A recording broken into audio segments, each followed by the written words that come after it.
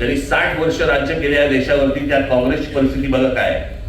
आणि मी तुम्हाला सांगतो ना, हा सगळा आता हे खासदार कुठले परवा दिवशी माझ्याकडे पत्रकार आले होते. तर मी 1 मार्काचा प्रश्न, मी म्हटलं माझा 1 मार्काचा प्रश्न आहे, मला 1 मार्काचं उत्तर द्या. काय म्हटलं, केंद्रात सत्ता कोणाची? ते बोलले भारतीय जनता पक्षाची. म्हटलं राज्यात सत्ता कोणाची?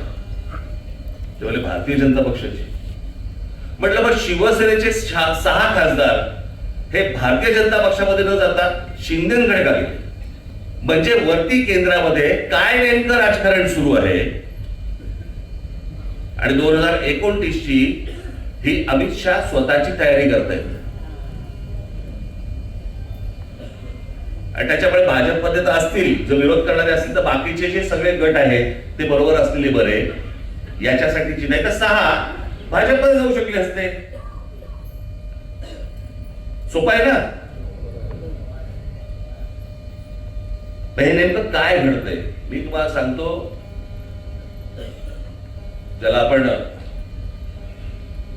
अंतर्गत, ज्याला म्हणतो ना, एक वाद, ज्वालामुखी, त्रास, असा जो गोंधळ सगळा जो आहे ना, हा या देशापेक्षा भारतीय जनता पक्षात जास्ती.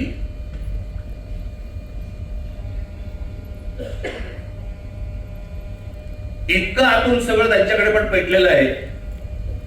आता फक्त नरेंद्र मोदी आहेत, एक तिकडे एक मॅग्नेट आहे, त्याच्यामुळे सगळं शांत आहे.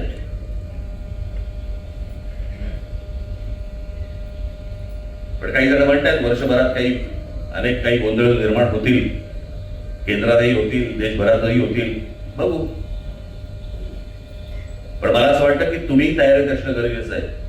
ज्या वेळेला वेळ येईल त्यावेळेला तुम्ही घट्ट जमिनीत पाय रोवून उभे असलेले मला दिसलेले पाहिजे.